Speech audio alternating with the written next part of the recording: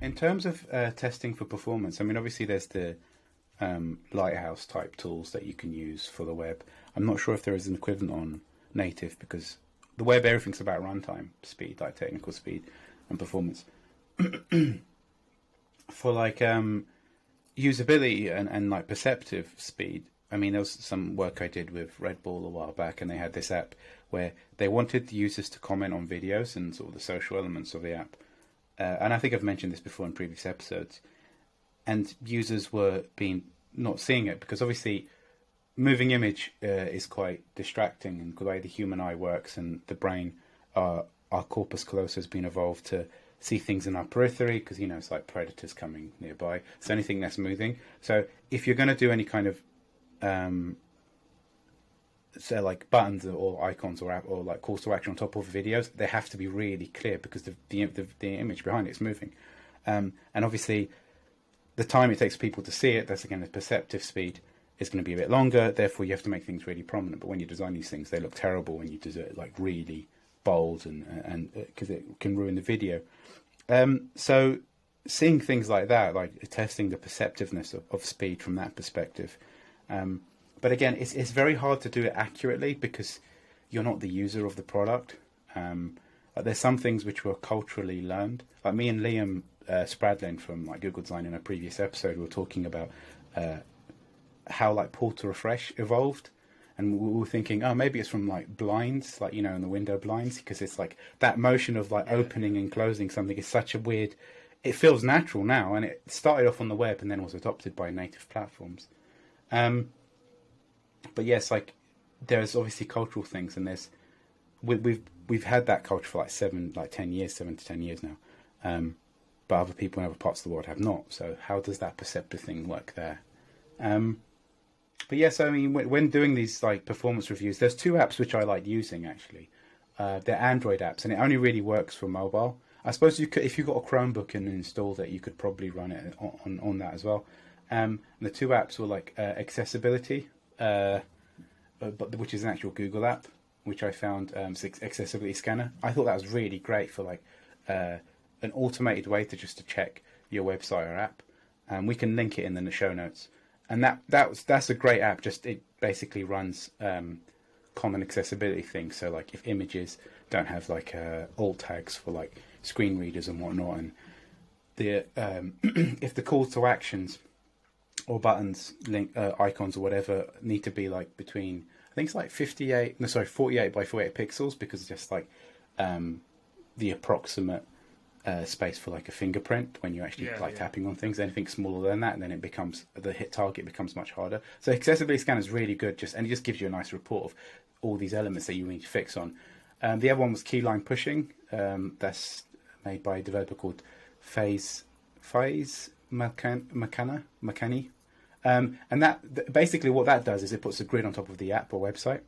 And so you can actually see perfectly where things align. And he uses like the material, like, because it's an Android app, obviously, like 16 pixels, everything's done in multiples of 4 or 8. But that's just a really nice thing where sometimes you see like things could be aligned like accurately or optically. So like if you see a row of icons, it looks perfectly centered. But if you have a circle and a square the same size, the circle will always look bigger. So that's why you have to make it slightly smaller, because it's the shape of it, the way the human eye works, just to make them feel like of a similar size.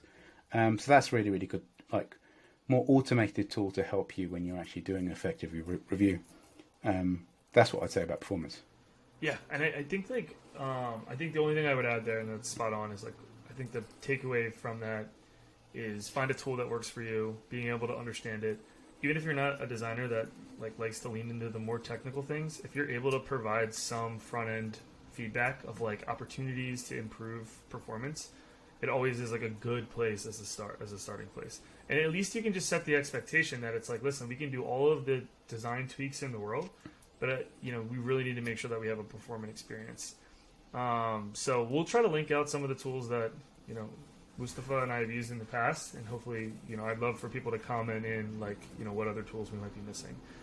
But the other thing is that when I think about like a UX audit, and I sit down with all the people, the cross-functional team that I'm working with, The way that I like to kind of frame it is that my goal is to help pinpoint like the less than perfect areas of the site, right? Like what's causing a headache, what's breaking the conversions, and again, like the most important place I start is I tend to go to what page on the site is the most commonly landed on page. A lot of times, this is where you're pointing search traffic to. You know, more likely than not, it could be your home page, a landing page. This first experience is super, super important. So instead of like getting overwhelmed thinking you have to like audit all of the pages of the site, you know, start with that homepage. So if you're a travel site and you're trying to book a hotel, you know, really make sure that the call to action is clear and that the user is not getting lost along the way. Their goal is to find a hotel to book, to stay. So keeping a call to action front and center, a clear value prop, and making sure that everything is above the fold. That's something we've talked about in the past, but that's making sure that you prioritize the user's goal first. So they're less likely to get distracted to complete the task. And they're also, that's just good for like brand recognition. So you're more likely to come back and not just be that unique one-time user, but you start to build a little bit more brand loyalty because they had a good experience the first time they came. And I think that's the number one thing that when I was, you know, watching other people audit sites and learning from other designers is that I just didn't, I guess, understand the importance of that first experience. And everyone always says, like, you know, first impressions matter. There's all these cliches that kind of justify it. But I do think that people are inherently will be able to judge a website, its quality, in the first couple of seconds on the site. And how professional and how fast, how clean, how easy it is to use is pretty easy to find out in a couple of clicks. So, so once the performance piece is kind of flagged, I think the next step in the process is look at the most popular entry point. So that's typically where I start. What about you, Mustafa? Would you start there, or do you kind of have a different approach? No, I think that's a really good thing. I mean, sometimes, like from just at conferences when we've done these kind of more informal design reviews, that can be really hard because you've just been thrown an app. You don't understand its background. You don't understand its context.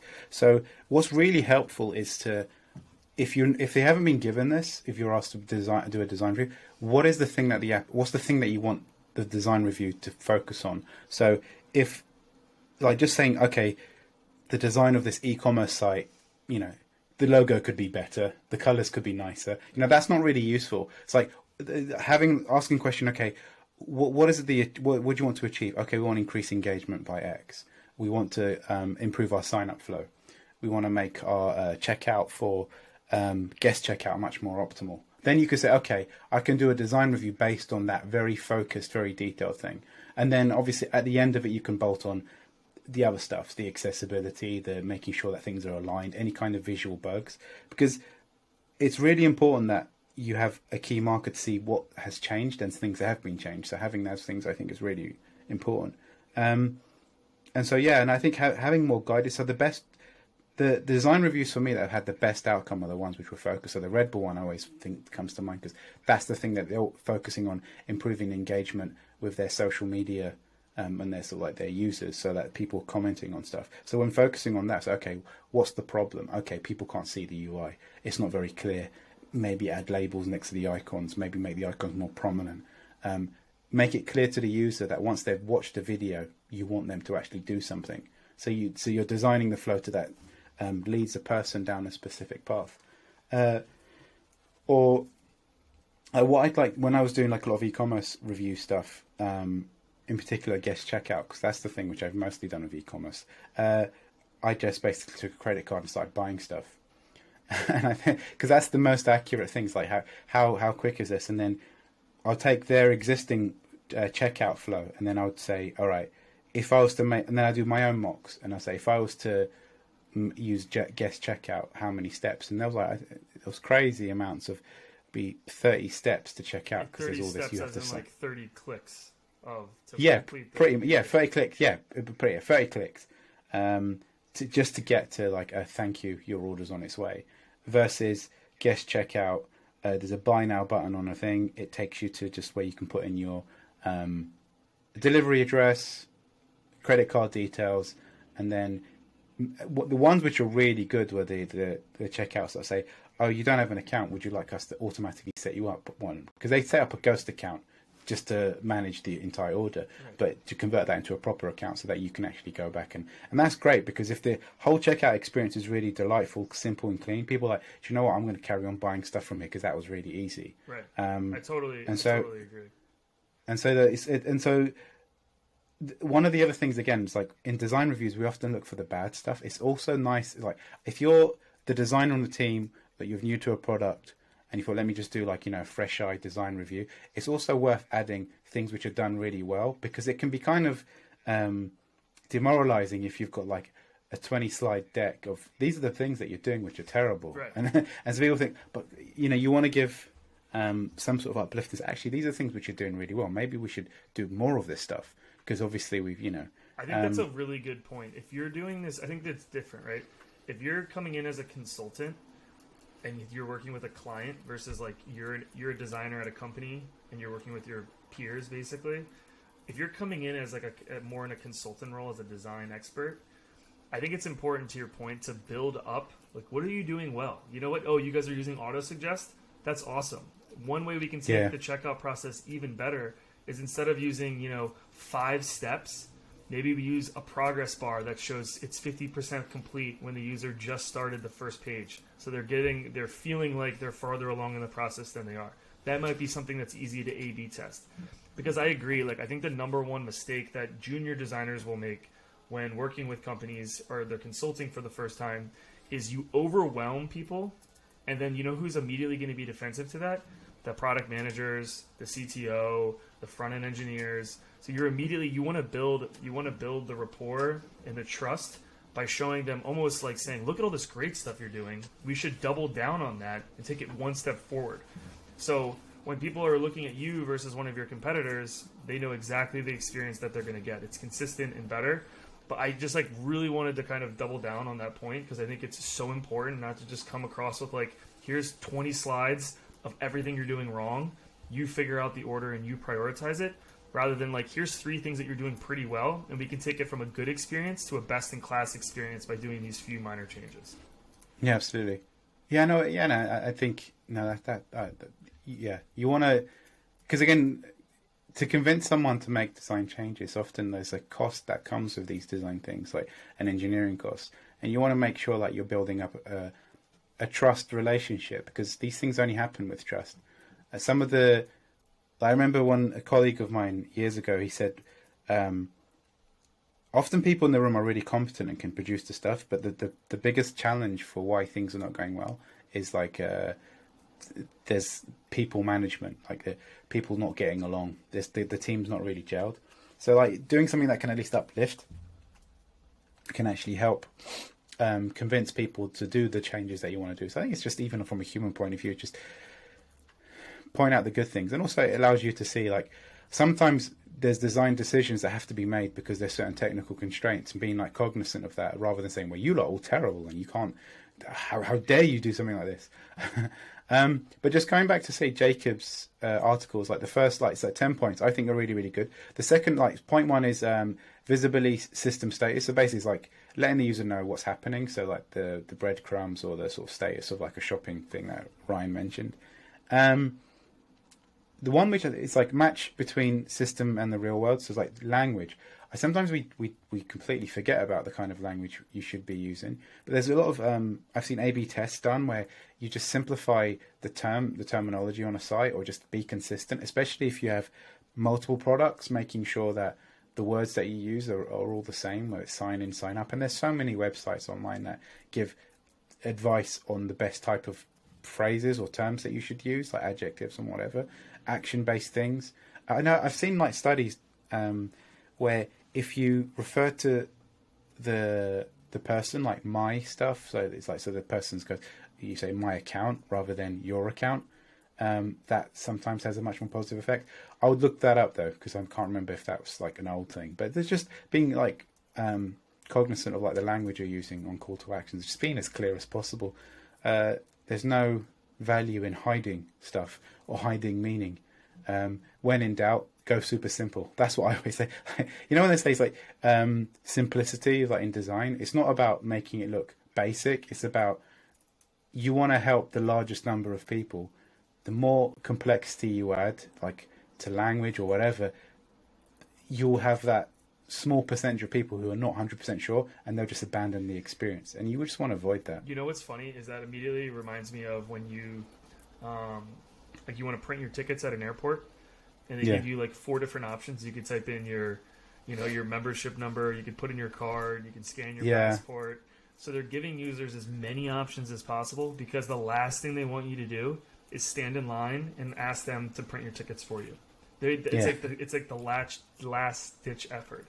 So I like that example from airlines because I think they're doing exactly that. It's like, how can we make a simple experience and also let as many people as possible achieve their goal? So that's just like there's like constant reminders like in everyday life that like people are constantly doing that. And it's funny because it's not just one airline.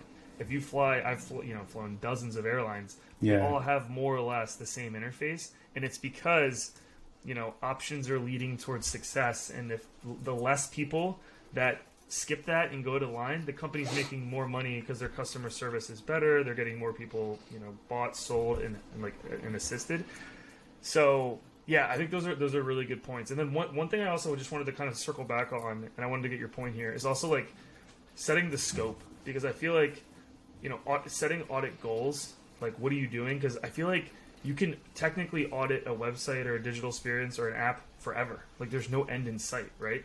Yeah. So like, how do you come up with the right scope to make sure that like you're committing to something that you can actually see impact over the next, you know, couple of weeks, maybe like in the next couple of sprints, versus like getting too much scope, everyone's overwhelmed, and you know, ultimately nothing gets done.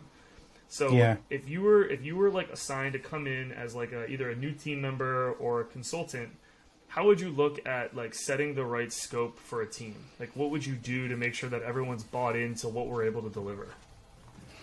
So I think if you look at, I suppose, some of the things you're talking about, so if it's like time to check out, or like you focus on one specific thing, or accessibility, and so long as like the first thing you get is a small win, like if you can improve conversions, because the thing is, it's like coming up with the things that is recommended to change is one thing, but you want to make sure that you've got some kind of metric to check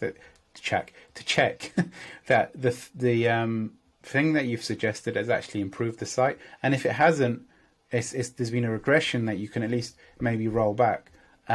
So you want to build confidence in, as the designer in the room. You want to make sure, and working with the engineers, okay, look, we're going to focus on just improving guest checkout, or we're going to focus on the service design for like buying the airline ticket, or at least getting the person through handing in their luggage and getting their airline ticket. Focus on that one thing, and then also say, okay, what's a good metric? Do we have current numbers, and can we compare against to see if we've improved upon that?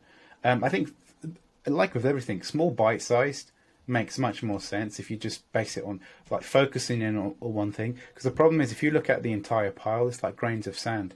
If you look at the huge desert, that's like so overwhelming. But if you focus on each grain of sand individually, then A, you have this sensation of accomplishment that we've actually achieved something, and B, it's just much more focused. And that's the thing. I think the theme of my career in the last few years is, when you look at, say, the design leaders who achieve so much, they all say the same thing: just focus, focus, focus. Like, I think Jonathan Ive was like, maybe I've mentioned this, where him and Steve Jobs were talking. Steve Jobs used to, the bar to see if they were focused, Steve Jobs will say, how many things did you say no to today? And no, not just no to just, you should add an extra button. No, it's like things that you really want to do but can't because you're focused on this thing. And then that would be a good indication that you are really focused on this problem and you really believe in it. So I think, like as you mentioned, like just focusing on key things rather than overwhelming the team, because then it just becomes this laundry list that you never get around to. Right. And also, it's like it's targeted. It's probably, you can do both. You might, as a design individually, do the whole thing, but you only drip feed the team bits, like each section. So you do something on accessibility, something on performance, something on the checkout conversion, something on user sign up, onboarding, but you don't do everything all in. You don't show everything all in one go. So this is like a continual thing, which I think that's actually another interesting point. That a design review is not just a one-off document that just dies once everything is done. You should be continually revising stuff. So maybe once a quarter, focus on something that could be improved. like just to decrease the churn. Like they call it technical debt, but there's also UX debt. If you don't face these things, they just, as you start developing more and more features, it just accrues, and you want to kind of avoid that as much as possible. Yeah, no, I think that's a great summary. So just to kind of put a bow on what we've talked about so far. So I think like, you know, getting cross-functional buy-in, getting people to like, you know, all get on the same page, keep it as like human as possible, right? Like set realistic expectations, emphasize the positive. So like find the good things in the site, you know, express any pain points or annoyances like tactfully, like do it with respect, do it with like some data to back it up. Something that I just want to throw in the mix here is avoid usability jargon. Not everyone is like studied human computer interaction. So, you know, kind of cut the buzzwords and really just stick to like making it as simple as possible. And then I think the summary of it all is be as specific as you can. Yeah. Sorry, my kid just walked in and realised I was doing live stream. Yeah, no, I think, no, absolutely. I think, again, just going back, you wanna just keep things as focused as possible. And like, the question of always is, how do you know if you're doing something well? It's like you just want one quick win, one easy win, and then when you have that, then again it just builds confidence, because a lot of these things are about team building and team dynamic and chemistry. For product design, unlike the graphic design world where it's more a single designer who's magicking this stuff out of thin air, the product design is about being in a team, and you need the belief and confidence of the engineers that you're working with. Otherwise, if they don't believe what you're doing is valuable, then they won't really work on it or want to prioritize it. And you want to make sure the things that you're creating are prioritized and build the confidence of yourself, of your skills within the team, and to become the go-to person on like whatever it is you're working on. Yeah, I mean that is like, if you didn't get anything from the episode, that's really it, right? It's just being a strong communicator and understanding your team's dynamic and trust. Like that's really what it's going to come down to if you're going to move the needle. So you can go through and read a million different, you know, UX audit recommendations. Like we got very specific on some of the things we'd recommend. But, you know, at the end of the day, I really do think it's just like getting everyone on the same page, getting everyone. I think that one, I love the way you framed it of just like one quick win. I think that gets a lot of people pointed in the right direction. So rally around a metric. If that's conversions, let's improve conversion rate over the next month. Let's get it up one whole full percentage. And let's focus on every possible way we can make that easier and better so we get more conversions. If it's bounce rate, maybe it's like, you know, make the site faster, cut all the walls of text, like compress images. Like there's a million things you can do to make sure people aren't leaving the site as well. So yeah, that's it. I mean, that's all we kind of wanted to cover from a high level, just like UX audit, like overview. I'm sure we can get more into the weeds here, but I think that's a good summary to start. Anything before we sign off for this episode, Mustafa? No, we'll add links to like Jacob's one is a good starting point if you've never really done design review before. Is a good place to start. The tools we'll also link to, just so that you can have something that you can hand to an engineer. Say, okay, these are the technical things. Yeah. That's straight to fix. But yeah, and I think always remain focused. The goal is to get one quick win, and build confidence in what the team's, you know, belief in UX. I think it was Jared Spall's like, UX is one of those things where you can't convince a team or that to trust in the UX process. It's a bit like smoking. People know it's bad, but they just have to figure it out for themselves, but kind of like in reverse. But like, if you can get a quick win, then you'll build the confidence and belief in the UX process, whether it's A/B testing or usability testing, or whatever. And then hopefully you'll achieve something really good. Yeah, love it. Thanks, Mustafa, for the expert advice as always. This was Design And thank Huddle. you too. We're just going to be super proper. I've been hanging out with my English friends, and everyone's so polite. Anyways. You should see what they say about you behind closed doors, mate. Exactly. It's just never to your face, right? Yeah, that's it for today on Design Huddle. Check us out on YouTube. We are posting a ton of extra content there. And always, you can find us on anchor.fm. Subscribe to the podcast, share it with friends. And we will catch you on the next episode.